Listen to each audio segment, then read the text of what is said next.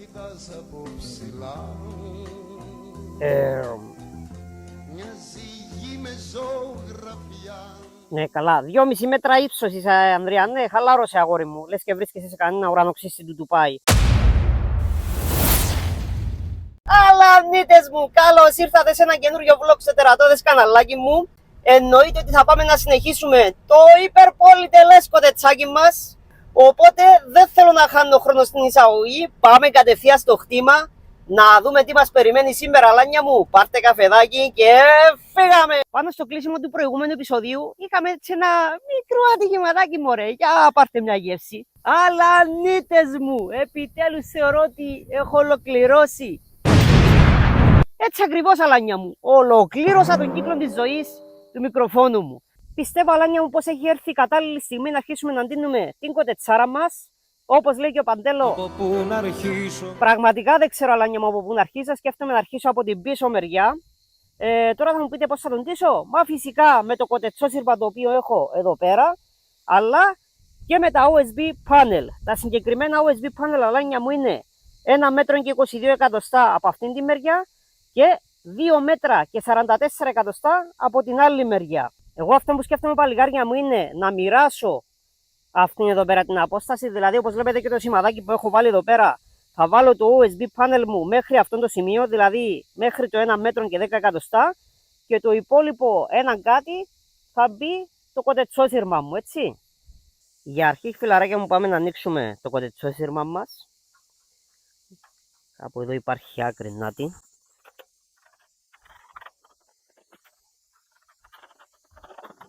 Και αφού, αλάνια μου, βγάλουμε όλο αυτό το πράγμα που το κρατούσε κλειστό και το ανοίξουμε, δηλαδή βλέπετε εδώ τώρα έχει ανοίξει, θα το πάρουμε, θα το βάλουμε κάτω στο έδαφος για να το ανοίξουμε, έτσι ώστε να μπορέσουμε να κόψουμε τα 6 μέτρα που χρειαζόμαστε για το πίσω μέρος. Και τώρα που το βάλαμε κάτω, ο πιο εύκολος τρόπος για να το ανοίξουμε είναι να βάλουμε ένα ξύλο στην άκρη με μια πέτρα πάνω για να έχει βάρος, έτσι ώστε την ώρα που θα το σπρώχνω, πάρα πολύ εύκολα, βλέπετε, πάει μόνον του. Απλά το έσπρωξα λιγάκι με το πόδι.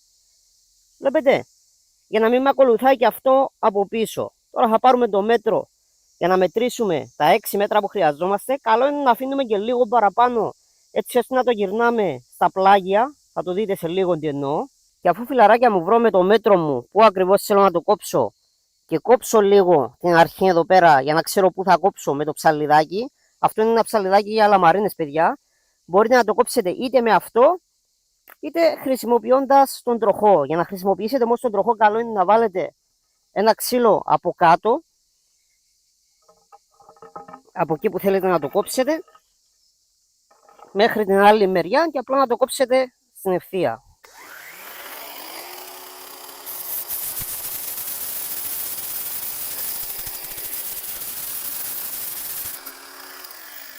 Είδατε, φιλαράκια μου, πόσο εύκολα μπορεί να κοπεί. Τώρα το πρόβλημα είναι, για να το τοποθετήσουμε πάνω στο κοτέτσι, κανονικά χρειάζονται 2 άτομα, έτσι ώστε να μπορεί να τοποθετηθεί σωστά και καλά τεντωμένο.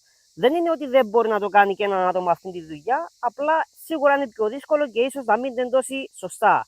Τώρα, για να μπορέσουμε να το στερεώσουμε πάνω στο κοτέτσι, θα χρειαστούμε ένα εργαλείο σαν αυτό εδώ πέρα, μαζί με τα ειδικά καρφάκια του που είναι σαν αυτό εδώ πέρα, τα οποία ανοίγει εδώ πέρα το μηχάνημα, μπαίνουν εδώ μέσα και κλείνει. Ωραία, έτοιμο. Όπως βλέπετε, φιλαράκια μου, το έχω αφήσει κάτω. Έχω πάρει την άκρη και έχω βάλει μερικά καρφάκια εκεί για να το κρατάει.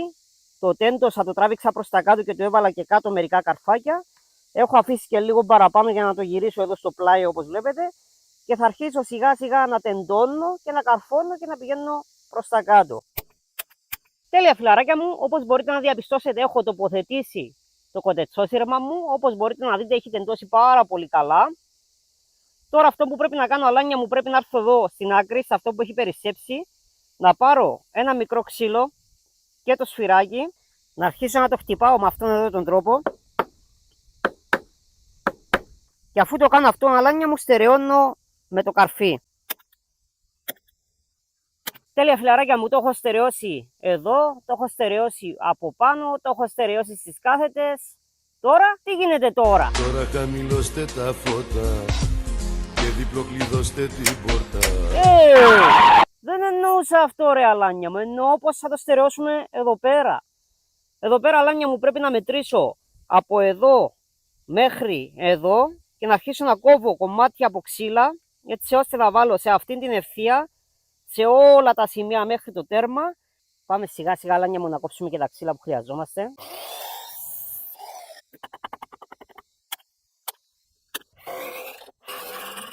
Αυτό φιλαράκια μου όπως είδατε το έχω στερεώσει αριστερά αλλά και δεξιά. Ωραία. Τώρα πρέπει να δούμε πώς θα στερεώσουμε αυτό. Από εδώ μπορώ να το στερεώσω. Από εδώ όμως ή θα βάλουμε τη βίδα μας πλάγια να μπει από εδώ και να βγει εκεί, ή θα χρησιμοποιήσουμε ένα ειδικό εργαλειάκι. Το εργαλείο φιλαράκια μου είναι αυτό το πραγματάκι εδώ πέρα, το οποίο το χρησιμοποιώ συνήθως αυτοί που κάνουν κουζίνες ή διάφορα άλλα έπιπλα. Το βάζουμε εδώ κατά αυτόν τον τρόπο, αφήνουμε περίπου ένα δάχτυλο εδώ μπροστά, τοποθετούμε την αρίδα μέσα, κρατάμε από εδώ. Ωραία. Και με αυτόν τον τρόπο αλάνια μου δημιουργούμε αυτό το πράγμα που βλέπετε εδώ και μπαίνει η βίδα μας εύκολα πλαγιαστά μέσα, έτσι ώστε να πιάσει στην από εδώ μεριά. Εδώ φιλαράκια μου θα χρειαστείτε πιο μακριά μύτη, σαν αυτήν εδώ. Και απλά βιδώνετε από εδώ, από την άλλη μεριά και από εδώ. Και κάπως έτσι φιλαράκια μου θα γίνουν και τα υπόλοιπα από την άλλη μεριά. Προτού όμως πάω στην άλλη μεριά, θέλω να πάω να κόψω αλάνια μου το πρώτο μου OSB panel και να το τοποθετήσω εδώ πέρα, έτσι ώστε να δούμε περίπου πώς φαίνεται. Είπαμε ότι το OSB μας θα έρθει μέχρι το 1 μέτρο και 10 εκατοστά. Οπότε θα πάω εδώ στα OSB panel μου, θα πάω στη μεριά που είναι το 1,22, θα σημαδέψω στο 1,10. Το ίδιο θα κάνω και από την άλλη μεριά. Και αφού το κάνω από 1,22, 1,10, μετά θα πάω στο 2,44 και θα αφαιρέσω 4 εκατοστά. Και ο λόγος είναι επειδή το τελευταίο δοκάρι μου αλάνια μου είναι το κέντρο του ακριβώς στο 2,40. Πάμε να το κόψουμε και θα σας εξηγήσω σε λίγο τι εννοώ.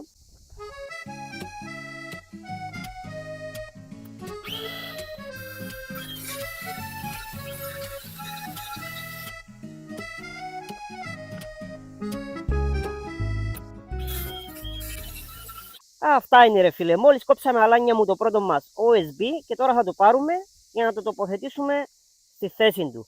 Εν τω μεταξύ, πριν τοποθετήσουμε το OSB μας, καλό είναι εκεί πέρα που θα πατάει το OSB, καλό είναι να μπει σιλικόνη για να μην πατά κατευθείαν κάτω, γιατί εκεί που θα μαζεύει λίγο νεράκι θα το απορροφά το ξύλο μας και θα καταστραφεί πολύ πιο γρήγορα. Εγώ συνήθως χρησιμοποιώ αυτού του τύπου σιλικόνη, το λεγόμενο σαλάμι. Όχι, δεν τρώγεται αυτό, έτσι. Και εννοείται πως δεν μπορούμε με το συνηθισμένο πιστόλι σιλικόνης, αλλά χρειαζόμαστε αυτήν εδώ πέρα την κουμούτσα.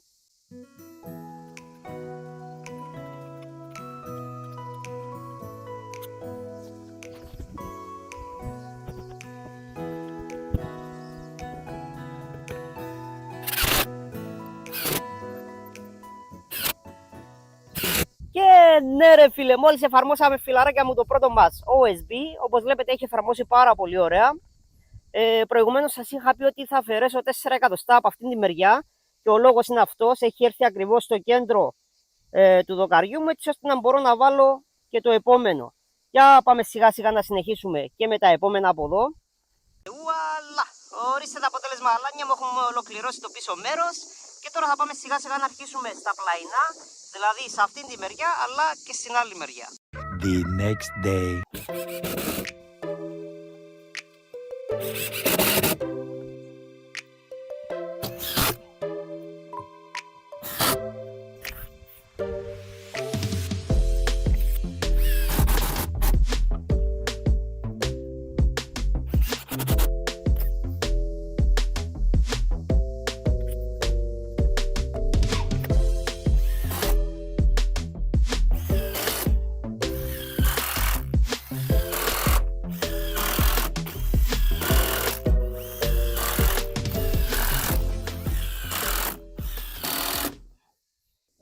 Για πάμε ρε φιλαράκια μου να δούμε τι έχουμε κάνει εδώ πέρα. Όπως βλέπετε έχω ολοκληρώσει το πλαϊνό. Έχω τελειώσει τελείως με το πίσω μέρος. Όπως μπορείτε να διακρίνετε, έχω βάλει λωρίδες από πάνω, έχω βάλει κάθετες λωρίδες εδώ στο κέντρο, αλλά και τέρμα αριστερά.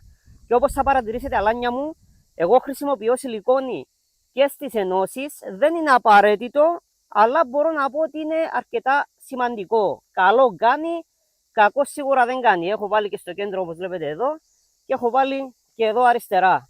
Και τώρα αυτό που έχει μείνει, αλάνια μου, ουσιαστικά είναι να γίνουν οι πόρτες για αυτήν τη μεριά, αλλά και για την πίσω. Όπως βλέπετε εντωμεταξύ, αλάνια μου, εδώ πάνω έχω βάλει και κοτετσόσυρμα και σε αυτήν τη μεριά, αλλά και στην άλλη, έτσι ώστε να εξαερίζει πιο σωστά το κοτέτσι μας. Οπότε αυτό που μένει αυτή τη στιγμή είναι να γίνουν οι πόρτες από εδώ και στην άλλη μεριά και να ασχοληθούμε και με το πίσω μέρος από εδώ, που εδώ θα είναι και το πιο κύριο σημείο, αλάνια μου, γιατί εδώ πέρα θα γίνουν κάποια στιγμή και τα nesting boxes, δηλαδή αυτές οι φωλιές τις οποίες θα μπαίνουν μέσα κοτούλες μελλοντικά να γεννάνε. Οπότε θα πρέπει να γίνουν κάποιοι υπολογισμοί εδώ πέρα και να βάλουμε εννοείται και τα πάνελ μας, έτσι, τα οποία δεν έχω πάει ακόμη να τα πάρω. Θα πάω λογικά αύριο, αν όλα πάνε καλά. Θα πάω να τα φέρω και αυτά. Εν τω μεταξύ, μέσα σε όλα αυτά, αλάνια μου, είχα εξηγήσει πώς τα είχα κόψει αυτά, αλλά για κάποιο λόγο το πλάνο δεν τραβήχτηκε ποτέ. Μπορώ να σας το εξηγήσω έτσι λίγο στα γρήγορα. Ουσιαστικά τι κάνω για να το κάνω αυτό? Μετράω από εδώ μέχρι εδώ, κόβω το πάνελ μου και αφού το κόψω εκεί, μετά έρχομαι, μετράω από πάνω μέχρι κάτω τη ψηλή μεριά, σημαδεύω στο πάνελ μου, μετά κόβω από πάνω μέχρι κάτω τη χαμηλή μεριά, σημαδεύω στο πάνελ μου και μετά τραβάω μια γραμμούλα από το ένα σημάδι στο άλλο και το κόβω. Και βγαίνει αυτό το πράγμα. Είναι πάρα πολύ εύκολο. Τέλεια. Σας ευχαριστώ πάρα πολύ. Έγινε. Καλή συνέχεια. Γεια σας. Λοιπόν, αλανίτες μου, όπως έχετε καταλάβει, έχω παραγγείλει και άλλα ξύλα, γιατί αυτά που έχω εδώ δεν μας φτάνουν. Και γιατί δεν μας φτάνουν? Γιατί, φιλαράκια μου, δεν θα αρκεστούμε μόνο στο χώρο που θα κοιμούνται οι κοτούλες μας, αλλά πρέπει να τους φτιάξουμε σιγά σιγά ένα μεγάλο, ωραίο χώρο, στον οποίο θα βολτάρουν οι κοτούλες μας, έτσι. Από ό,τι μου είπαν τα παιδιά εκεί στο μαγαζί, σε περίπου 1-2 ωράκι θα είναι εδώ τα ξύλα. Οπότε πάω σιγά σιγά να κόψω το τελευταίο OSB panel που μου έχει μείνει εδώ πέρα, έτσι ώστε να αρχίζω να τοποθετώ σε αυτήν τη μεριά, μέχρι να έρθουν και τα παιδιά με τα υπόλοιπα ξύλα.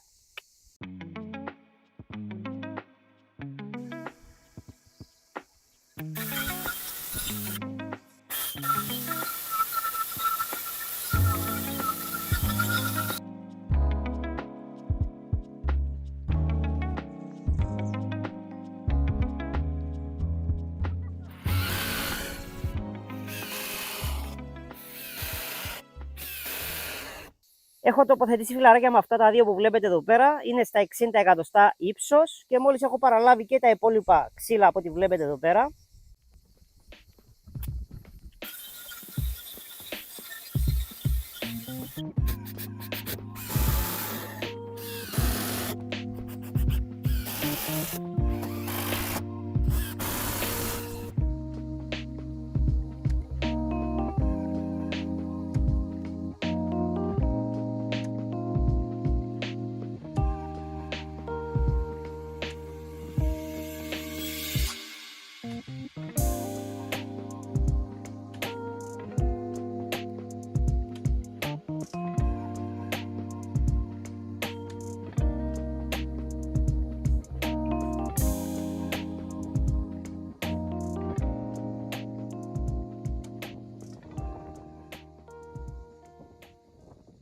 Δύο από τους πολύ σημαντικούς παράγοντες κατασκευής ενός κοτετσιού, αλάνια μου, είναι ο σωστός εξαρισμός, αλλά και η σωστή θερμομόνωση. Όπως έχετε παρατηρήσει, έχω βάλει μπροστά, έχω βάλει δεξιά, αριστερά, αλλά θα έχω και στο πίσω μέρος, εδώ, αλλά και από εδώ, εξαρισμούς.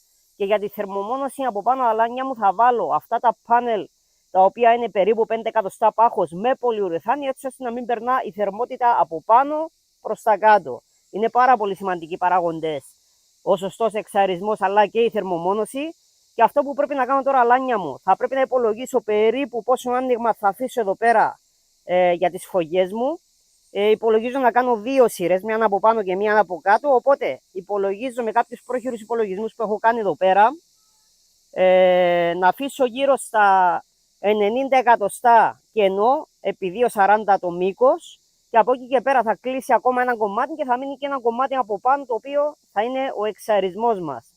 Για πάμε να δούμε τι θα κάνουμε. Και ειδού το αποτέλεσμα, αλάνια μου, μόλις έχω ολοκληρώσει και το μπροστινό μέρος. Όπως μπορείτε να διακρίνετε, αλάνια μου, έχω αφήσει 90 εκατοστά στο ύψος και 2,40 στο μήκος.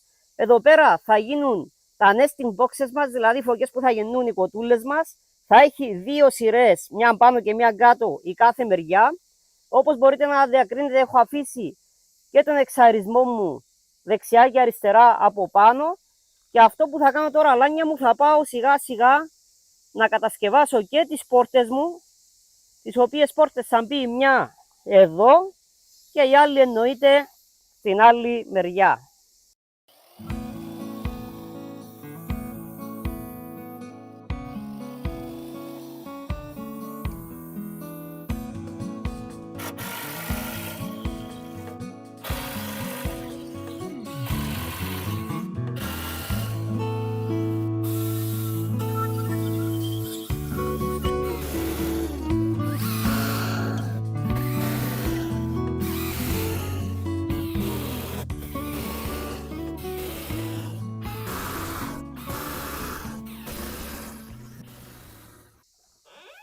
Ναι, γεια σας. Ζήτησε κανείς ποϊαντζή? Λοιπόν, αλάνια μου, άμα βρείτε κάποιον, στείλτε τον και σε μένα. Γιατί εγώ παρετούμε. Ναι, μην με κοιτάτε έτσι. Όταν πω εγώ όχι, σημαίνει όχι.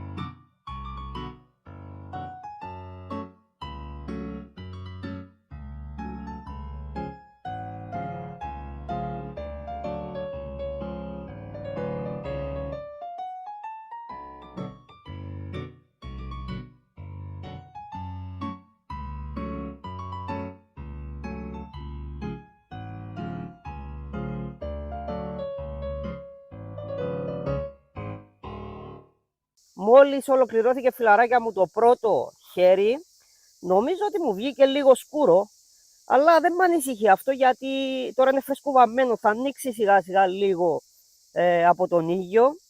Εν τω μεταξύ πρέπει να κάνω και αυτά εδώ τα σημεία, τα οποία είναι λίγο επιρρεπείς από τις βροχές, έτσι ώστε να είναι και αυτά ασφαλισμένα. Και εννοείται ότι μόλις ολοκληρωθεί τελείως το έργο, θα γίνει και ένα δεύτερο χέρι, έτσι. Γιατί πάντα το πρώτο αφήνει μερικές ατέλειες από εδώ και από εκεί.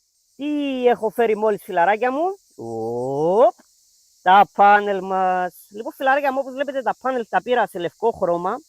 Τώρα θα μου πείτε γιατί σε λευκό χρώμα.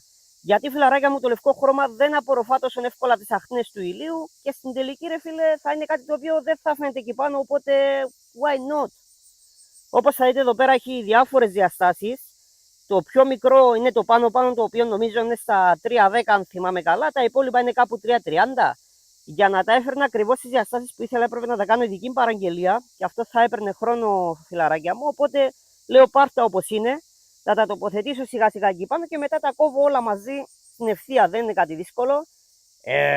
Το δύσκολο είναι πώς θα τα βγάλω εκεί πάνω, ρε φίλε. Βοήθεια!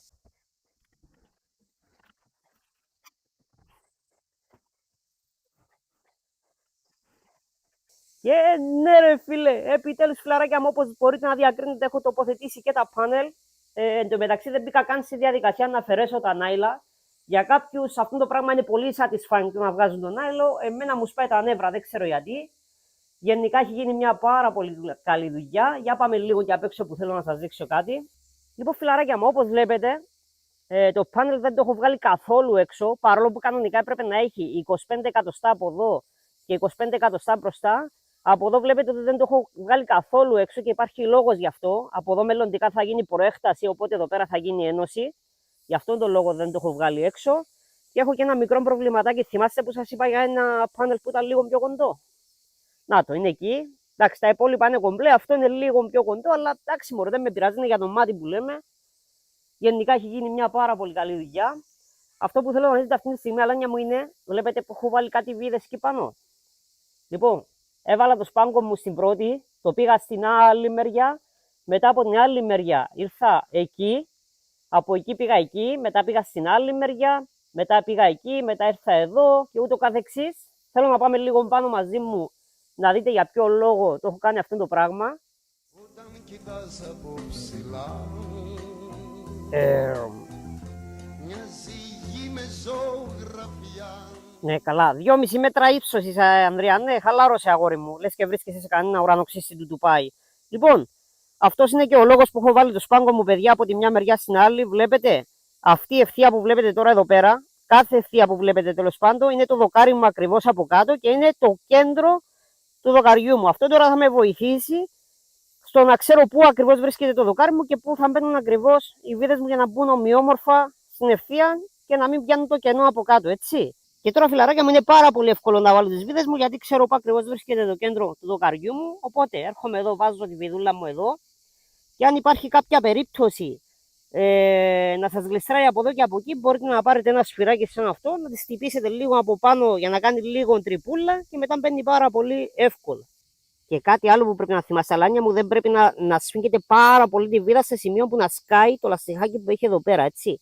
Ίσα ίσα που να πατήσει και να το δείτε ότι έχει πιεστεί λιγάκι. Δεν χρειάζεται να το πατήσετε τέρμα. Μέχρι εκεί. Είναι πολύ καλό.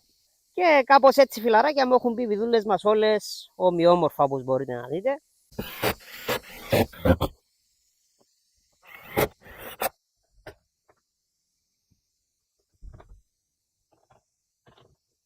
Η προέκταση εντωμεταξύ, φιλαράκια μου, δεν θα γίνει μόνο στο μπροστινό μέρος, αλλά θα γίνει και αριστερά, αλλά και δεξιά. Θα γίνει δηλαδή το λεγόμενο chicken run, δηλαδή ο χώρος ο οποίος θα βολτάρουν οι κοτούλες μας. Αυτό που θα φροντίσω αυτή τη στιγμή να κάνω, φιλαράκια μου, εκτός βίντεο, θα είναι να κάνω ένα δεύτερο χέρι στο βάψιμο και τα κενά που βλέπετε δεξιά και αριστερά μου θα φροντίσουμε στο επόμενο επεισόδιο να κάνουμε φωγές για τις κοτούλες μας. Θα επιχειρήσω για πρώτη φορά να κάνω φωγές τις οποίες με το που γεννάει η κοτούλα μας το αυγό να απομακρύνεται. Έτσι ώστε να μην έχουμε το πρόβλημα μελλοντικά που έχει πολλοί κόσμος, να τους πάνε τα αυγά. Θα είναι πάνω και κάτω πατός και πρέπει να φροντίσω όχι μόνο να απομακρύνεται το αυγό, αλλά να μπορεί να καθαρίζεται και εύκολα. Οπότε μείνετε συντονισμένοι μέχρι το επόμενο επεισόδιο. Φιλούμπες Κυπριακές.